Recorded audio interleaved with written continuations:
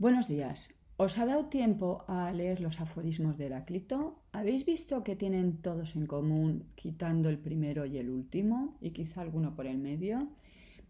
¿Qué utiliza mucho este presocrático? ¿Hemos visto por qué es el oscuro? Vale, vamos a tratar todo esto. Bien, Heráclito de Éfeso. Heráclito era de Éfeso, obviamente, como indica el nombre. Si os vais a la fotocopia, os acordáis que aquí está Mileto. Bueno, pues Éfeso está un poquito más arriba. Como veis, Heráclito es un poquito posterior, ¿no? Está después, ¿no?, de los físicos y está geográficamente en otro sitio. Nos vamos acercando a Italia. Entonces tenemos primero a Tales, Anaximandro, Anaxímenes, luego Pitágoras, luego Heráclito y luego Parménides, ¿de acuerdo? Entonces nos vamos moviendo de Jonia, la actual Turquía, a Italia y luego posteriormente, como sabemos, a Atenas. ¿Qué sabemos de Heráclito? Pues poquito, porque es que estamos tan en el pasado. Esto ya no es la Grecia clásica, es la Grecia arcaica, que es que poco nos queda. Parece ser que pertenecía a una familia aristocrática. Si alguien dice, es que no veo bien la presentación, os recuerdo que todo esto está en apuntes y lo podéis consultar y lo podéis descargar. En esta época, pues no había mucha diferencia entre un cargo político y un cargo religioso. Así que se supone que Heráclito también era sacerdote y esto a lo mejor nos da una pista y a lo mejor por eso Heráclito tiene este desprecio a las opiniones de los hombres. Os recuerdo que la democracia es una cosa del siglo V, posterior y además de Atenas. Se le llamó el oscuro, como ya dije en el vídeo anterior, porque es difícil de descifrar. Bien, ¿por qué es difícil de descifrar? Pues eso lo vamos a ver a continuación, pero vamos primero a aclarar esta palabra de inmanente, porque en vuestra fotocopia aparece una frase un poquito larga donde aparece la palabra inmanente. Pone en vuestra fotocopia. Sin embargo, también entre los presocráticos, de los que no nos quedan más que fragmentos, encontramos algunas alusiones al problema del hombre, especialmente en Heráclito de Éfeso, quien defendió la permanente movilidad e inestabilidad, aunque regida por una ley inmanente que llamó logos del cosmos. Vale, aparece la palabra inmanente. ¿Qué significa inmanente? Inmanente significa, diccionario de la Real Academia, no lo veo bien, móvil, busco inmanente, Real Academia, nos dice que es inherente a algún ser. ¿Qué significa inherente, inmanente? Que está en ese mismo ser. Bien, para Heráclito hay una ley que rige el universo, que rige la naturaleza, pero esa ley está dentro. Pensemos en teorías muy posteriores, de siglos muy posteriores, donde se considera que lo que rige el universo es algo exterior. Por ejemplo, en el cristianismo lo que rige la naturaleza es Dios, ¿vale? Pues para Heráclito está dentro, no fuera de. Dice la Real Academia que es inherente a algún ser o va unido en un modo inseparable a su esencia, aunque racionalmente pueda distinguirse de ella. Quiere decir que aunque esté dentro, no pongo dentro en un examen, pongo inmanente o inherente, de la cosa misma que estoy estudiando, mentalmente yo puedo separarlo, pero es una separación mental para analizar la cuestión, no realmente está en ello. Bueno, vamos a volver a que Heráclito se le considera el oscuro. ¿Y por qué se le considera el oscuro? Se le considera el oscuro porque nos recuerda los aforismos, que nos recuerda las frases enigmáticas de los oráculos. Dejamos oráculo por el momento. ¿Qué significa un enigma? Un enigma, diccionario de la Real Academia, es un conjunto de palabras, un dicho de sentido encubierto, difícil de interpretar. Ejemplo de un famosísimo enigma es el enigma que le dio la Esfinge a el pobre Edipo. De Edipo vamos a hablar bastante este curso. La Esfinge le dijo a Edipo que cuál era el animal que iba primero en en 4 patas, luego en 2 y luego en 3. A ver, el enigma era horrible, porque la esfinge, que es un monstruo horroroso, mitad serpiente, mitad mujer, mitad dragón, serpiente según otros, pero bueno, que está hecho de 3 elementos, bastante horroroso, mataba a sus víctimas y no descifraban el enigma. Edipo fue capaz y dijo: yo, el hombre, ¿no? ¿Por qué? Porque el hombre empieza gateando 4 patas, luego va en 2 patas y luego va con el bastón 3. ¿De acuerdo? Un enigma es algo difícil de descifrar. Uno se puede pasar toda la vida y los griegos se pasaban toda la vida descifrando. Os he hablado del oráculo. El oráculo más famoso era el oráculo de Delfos. Había muchos oráculos, a ver, no miles, pero muchos en Grecia en la época arcaica. El más famoso, el de Delfos, y entonces uno iba, también el oráculo era un lugar, pero también es la respuesta que daba un dios. Es también, como veis, la contestación que da una pitonisa. Bien, hoy en día el oráculo de Delfos se puede visitar, pero obviamente no hay pitonisas, pero pitonisas existen. Hay gente que es capaz de darnos oráculos. ¿Y cuáles solían ser las preguntas más usuales? ¿O cuáles son las preguntas hoy en día que se le hacen a las pitonisas? Pues normalmente es el futuro. Quiero descifrar mi futuro. Quiero saber cuál es mi destino. Bien, a ver, la Comunidad Europea lo prohíbe porque obviamente esto es superstición, no tiene ninguna base científica, no existen las pitonisas, nadie tiene poderes para descifrar el futuro, pero a verlas, haylas. Hay publicidad, aparece, van repartiendo en el metro, parece ser que en televisión a las 2 de la mañana se anuncian. Entonces, aunque sea ilegal, sigue habiendo gente que dice saber lo que va a pasar en el futuro. ¿Y cómo suelen contestar? En la época arcaica y hoy en día, pues con frases enigmáticas. Si le hacemos un poquito de crítica y somos un poquito analíticos, pues podemos descubrir por qué, ¿no? No hay ninguna pitonisa hoy en día o ninguna pitonisa en la antigüedad que dijera cosas concretas. Ninguna pitonisa hoy en día dice: mañana cuando cojas el metro, haciendo el transbordo en Argüelles, vas a tropezarte y te vas a caer por las escaleras. ¿A que no? Dirá cosas como: veo en tu vida muchos viajes. Viaje puede ser cualquier cosa, un viaje a Pekín o un viaje en el metro. Entonces, si lo digo así, de forma ambigua, pues es muy fácil acertar. Aquí tenéis una representación, a ver, las fotos no aparecen en el Classroom. Bueno, esto no es una foto, los griegos hacían cerámica y estos tienen su periodo que era negro y su periodo que ya no era negro, y entonces son las representaciones que hacían. Y vemos la pitonisa sentada en una silla especial que tenía 3 patas, descifrándole el futuro a un mítico rey de Atenas. Cuidado, Atenas en el siglo V era una democracia, pero anteriormente se suponía que había sido un reino. Vamos a descifrar uno de estos aforismos de Heráclito. Inmortales, mortales, mortales, inmortales, viviendo la muerte de aquellos, muriendo la vida de aquellos. Parece un trabalenguas, ¿no? Vamos a intentar hacer un esfuerzo, igual que Edipo, intentar resolver el enigma. ¿Qué puede querer decir inmortales, mortales? Igual que en el vídeo anterior, os pediría paro, pienso un segundito y sigo. ¿Quiénes son los inmortales mortales? No pueden ser los humanos, que son mortales, no pueden ser los dioses, que son inmortales. ¿Quién había mitad camino? Bueno, pues mitad camino que no fueran los inmortales ni los mortales, están los héroes. Héroes, por ejemplo, como Aquiles. Ya hemos hablado de Aquiles, hijo de una diosa, hijo de un rey. Bien, cuando Aquiles era muy jovencito, se le plantea la disyuntiva: o bien permaneces en tu reino y morirás de anciano y vas a vivir bien, ¿no? Porque eres rey, o bien te puedes ir a la guerra de Troya y vas a morir joven. A ver, los héroes mueren jóvenes, es así, es su destino. Bien, ¿cómo se va a convertir Aquiles en inmortal? Los griegos, hemos visto, no creían en el cielo, pero pensaban que todos iban al Hades. Entonces, la única forma de inmortalidad era que hacer una hazaña y que esta hazaña fuera narrada por un poeta, en este caso Homero, y eso permite la inmortalidad.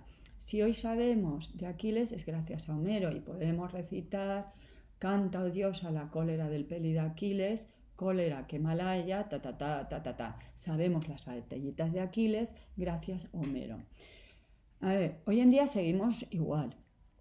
¿Cuál es la forma de que un científico se haga inmortal? Bueno, pues que haga el Nobel, ¿no? Y gracias a su descubrimiento, dentro de 100 años se seguirá hablando, como se sigue hablando de Einstein o se sigue hablando de Newton. Esa es la inmortalidad. Viviendo la muerte de aquellos, muriendo la vida de aquellos, ¿qué puede querer decir Heráclito?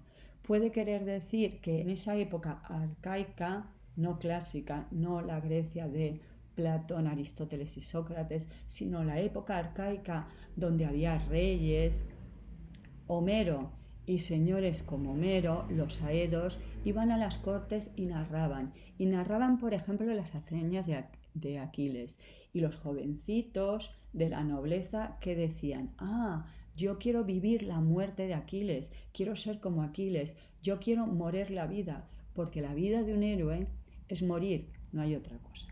Bien, en algún libro de texto veréis que se dice que la filosofía de Heráclito es que el principio de todas las cosas es el fuego. Es una metáfora, no es el principio de todas las cosas.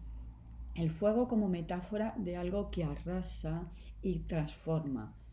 Después de un fuego, un bosque está irreconocible, ya no hay bosque. Después de un fuego, una casa está irreconocible, ya no digo esto es una casa. La capacidad de destrucción de un fuego es inmensa, la capacidad de transformación. En otros aforismos veréis que Heráclito habla del río. Os leo de vuestra fotocopia el fragmento 91. No es posible ingresar 2 veces en el mismo río. Este es el aforismo más conocido, lo conoce todo el mundo. Igual que todo el mundo conoce la frase de Sócrates, solo sé que no sé nada, o de Descartes, de pienso luego existo. Son frases de la filosofía de el culturilla general. Yo se lo he oído a un obrerete haciendo una obra en un andamio. O sea que no son cosas así tan extrañas. Bien, ¿por qué el río? Porque el río es una imagen de lo que fluye, de lo que no permanece, de lo que cambia. ¿Por qué no puedo ingresar 2 veces en el mismo río? Porque las aguas cambian, pero yo también he cambiado. Si el verano pasado me estuve bañando en este río, ahora que vengo este verano a introducirme en las aguas de este río, ya no soy el mismo. He cambiado, he crecido, he madurado, he envejecido, me he casado, he tenido hijos, he tenido alegrías o desgracias. Todo fluye y todo cambia. Realmente la filosofía de Heráclito, como lo tenéis en la fotocopia, se puede resumir en que el principio de todas las cosas es el logos. Y ya sabemos que el logos es la razón. Razón que es el discurso, lo que yo hablo, pero ya hemos visto que también razón es la razón del universo, las leyes del universo, lo que explica el universo. El logos, el discurso, tiene esa habilidad de que fluye, es como un río. Lo que yo digo hoy no es lo que yo decía ayer, no se para, fluye, no para, y está compuesto de contrarios. Pensar en el femenino se opone a lo femenino se opone a lo masculino en el lenguaje. Pensar que en los verbos la pasiva se opone al modo activo. El lenguaje está constituido de los opuestos y no es algo estático, es algo que cambia, es algo que fluye.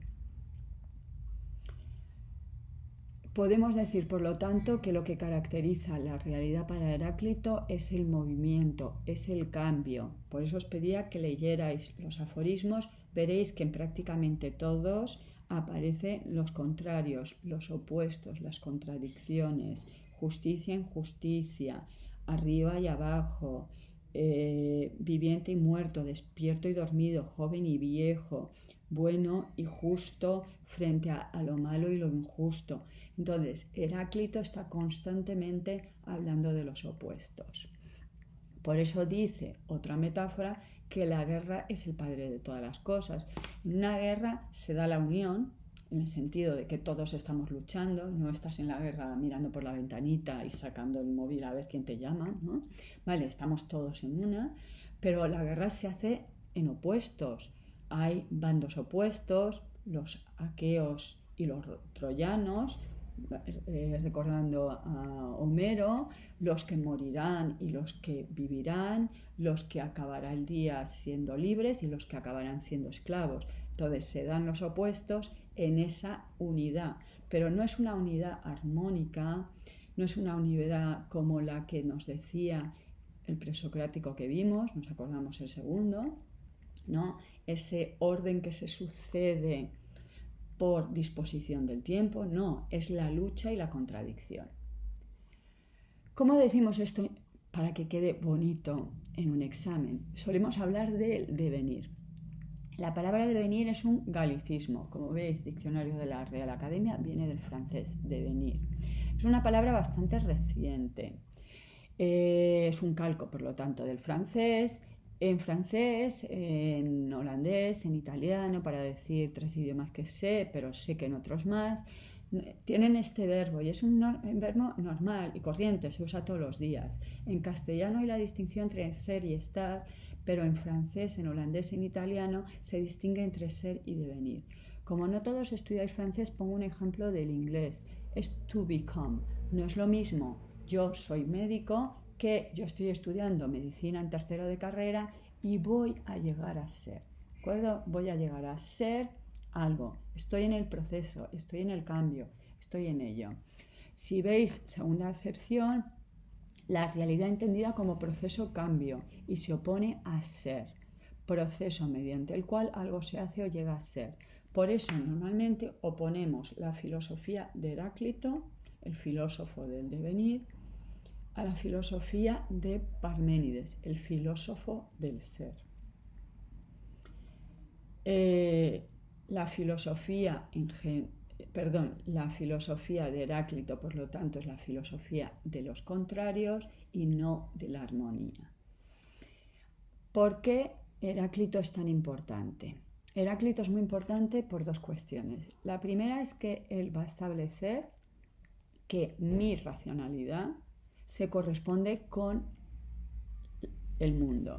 Os pediría que pararais el vídeo y pensarais un momento. ¿El mundo es racional? Paramos y pensamos. Y os recuerdo que en filosofía requiero argumentos. No, el mundo no es racional por, el mundo es racional por. ¿He parado? Bien, vuelvo a empezar. Se puede argumentar las 2 cosas. Se puede argumentar que el mundo no es racional porque hay horrores como las guerras, absurdas, y por favor no me digáis es que en el mundo no hay guerras. Que en Europa no haya guerras o que no haya habido guerras en los últimos años, y os recuerdo que Yugoslavia no hace tanto una guerra horrorosa además, una guerra donde se masacraban simplemente por etnias, por decir yo soy serbio y tú eres bosnio, o yo soy cristiano y tú eres musulmán, ¿vale? Que no haya habido últimamente guerras no quiere decir que haya guerras en otras partes del mundo. Bien, entonces podemos decir el mundo no es racional porque nos seguimos matando absurdamente los seres humanos unos a otros. Pero cuidado, si opináis que el mundo no es racional, me estoy cargando la ciencia. No habría física, no habría biología, no habría geología, no habría política, no habría sociología, no existiría la ciencia. La ciencia parte del supuesto de que el mundo es racional y que el ser humano, al utilizar la razón, puede entender el mundo, ¿de acuerdo? Entonces, mi razón es la que me permite alcanzar el conocimiento del universo, porque el universo doy por supuesto que es racional. A estas alturas, si lo habéis meditado un poco, si yo soy racional y el mundo es racional, me diréis, ¿y cómo es posible? ¿Cómo es posible que no pensemos todos igual? Vale, pues esta es la gran cuestión. La gran cuestión es que pensamos todos igual. Y esta es una regla de juego de la filosofía y de la ciencia. Este señor es presocrático. Llevamos con esto siglos. esa expresión de, profe, es que cada uno piensa distinto, no pensamos distinto, opinamos distinto. Cuando yo pienso igual que todos, 2 más 2 es igual a 4, para mí, para un japonés, para un chino, para un peruano, en el siglo XII, en el siglo XIII, el siglo que viene. El problema es que no solemos pensar, ¿de acuerdo? Y por eso tenemos aquí una bonita cita, que es la cita de Heráclito, la primera de todo, el fragmento 2. Pero por ello es necesario seguir lo común, pero aun siendo la razón común, viven los más como poseedores de una inteligencia propia. El problema, según Heráclito, y ya digo, podía haber sido que hubiéramos dicho este señor está tonto, fuera, pero le hemos hecho caso siglos y siglos, es que cuando pensamos todos igual. Cuando yo voy por lo propio, yo, mi casita, mi trabajo, mi novia, mi coche, yo, lo propio, que por cierto, para los griegos lo propio es ser idiota, el idiota es el yo, entonces no pensamos, estamos defendiendo nuestros intereses, nuestros gustos, nuestras opiniones, entonces no estamos pensando. La prueba que estamos pensando es que todo el mundo puede seguir nuestros pensamientos.